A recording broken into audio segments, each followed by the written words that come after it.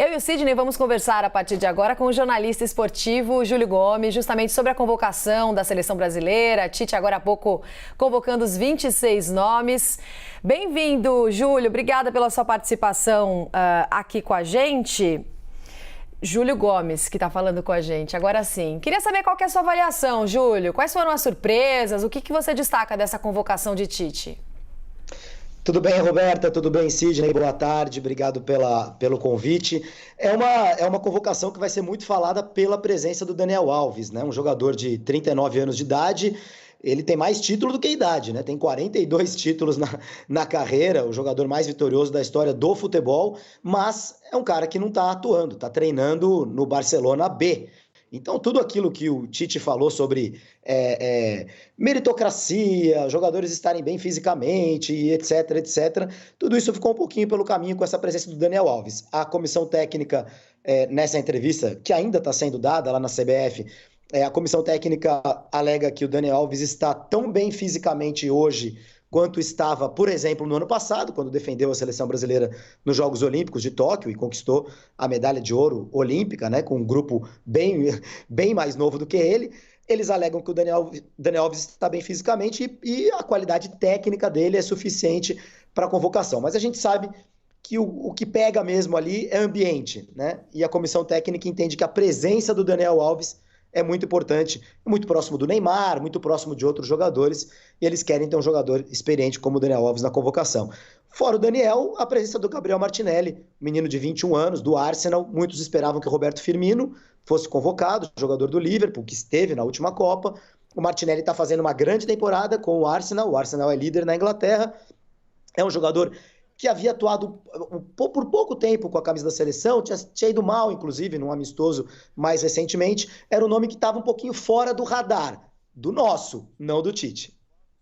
Agora, Júlio, você tá com a cor assim mais para azul, eu também tô azul, comissão técnica de azul, só não tava o Tite, né? Parece até que tá convocando a seleção da Itália, né? Na verdade, embora a nossa segunda camisa seja azul. A minha pergunta não é essa não. Brincam com os brasileiros no mundo, dizendo que aqui se reclama mais quem não foi convocado do que se aplaude mais quem foi convocado. E não foram convocados Gabigol e Cássio. Eles tinham vaga nesse time?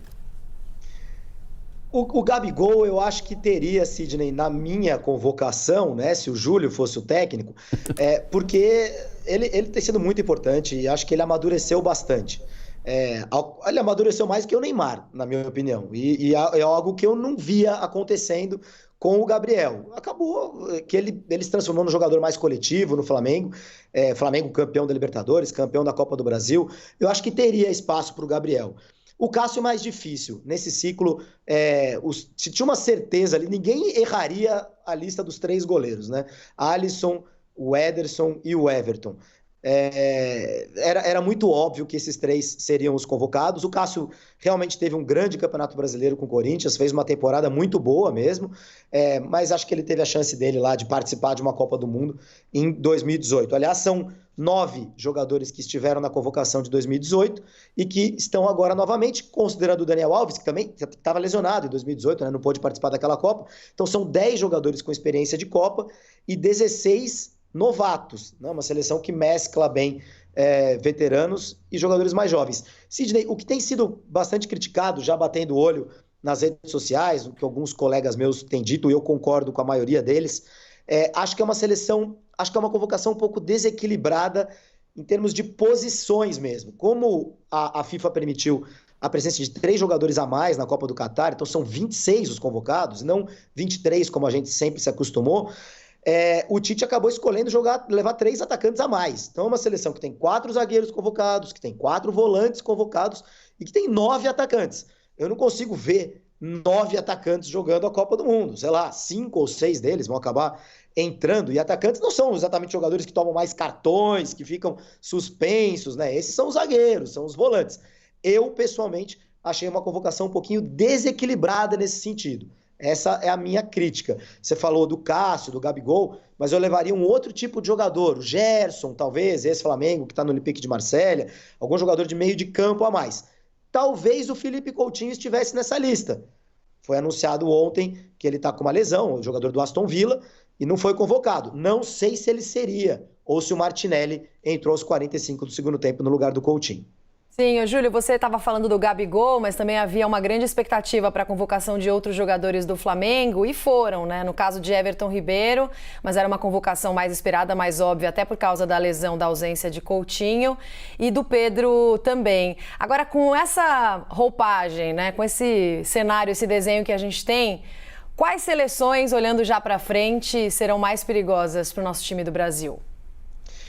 Essa é a pergunta do milhão, né? Quem vai ganhar a Copa do Mundo? Se apostasse, eu apostaria meu dinheirinho ou no Brasil ou na Argentina. Eu acho que são as duas seleções que estão à frente das europeias. Ah, mas o Brasil e a Argentina não jogam contra as seleções europeias, a gente não tem como medir isso. Poxa, mas os caras que fazem parte dessas seleções jogam lá na Europa em altíssimo nível, todo mundo conhece e todos os treinadores europeus, todos, tem colocado o Brasil e a Argentina na lista de principais favoritos. O futebol ele é muito equilibrado hoje em dia, já faz algum tempo.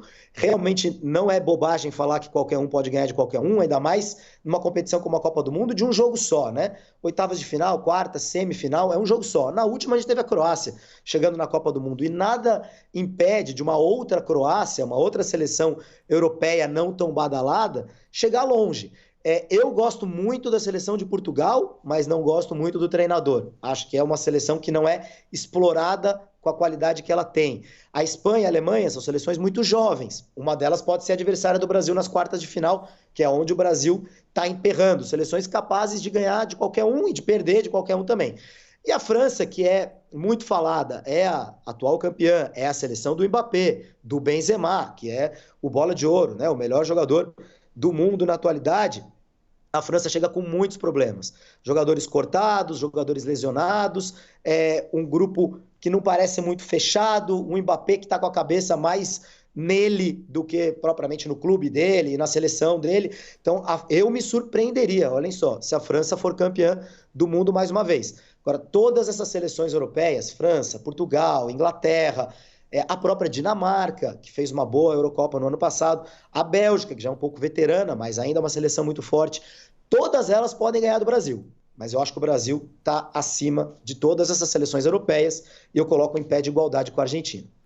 Ô, Júlio, o mundo todo, e o torcedor brasileiro também, quer aquele futebol 82, 86, desde que ganha a Copa, né? Claro, velocidade e aí pro ataque, com futebol criativo, muitos dribles, ao mesmo tempo objetivo. Isso que todo mundo deseja. Você diria que a composição escolhida pelo Tite tem esse perfil? E a segunda pergunta é o mental, né, que eu te faço também. É se os jogadores brasileiros têm aquela capacidade de tomar 1, 2 gols do Didi, né? Bota a bola debaixo do braço, vai calmamente até o centro, como se dizendo pro time, né? Vamos lá que vamos virar que a gente é melhor. Esse time mentalmente é maduro? Eu vou começar pela segunda. Eu acho que essa é a grande chave. E eu acho que ninguém tem essa resposta, Sidney. A gente só vai ter essa resposta quando realmente acontecer. O ponto que você levanta, sem dúvida, foi o calcanhar de Aquiles da seleção brasileira nas últimas Copas do Mundo. No momento em que está... E eu acho que o Neymar é a grande representação disso. De um time não tão preparado mentalmente para quando a coisa está dando errado, né? Quando você está perdendo o jogo. Em 2010, na África do Sul, isso ficou muito claro, né? E aí eu acho que o Felipe Melo era a representação disso, era um time realmente bastante descontrolado emocionalmente. 2014 foi uma seleção que não soube lidar com a ausência do Neymar na hora da semifinal ali contra a Alemanha. E também, agora em 2018, contra a Bélgica, esse problema aconteceu novamente. Eu acho que é uma seleção convocada para jogar para frente, Sidney. Bem ofensiva, muitos atacantes.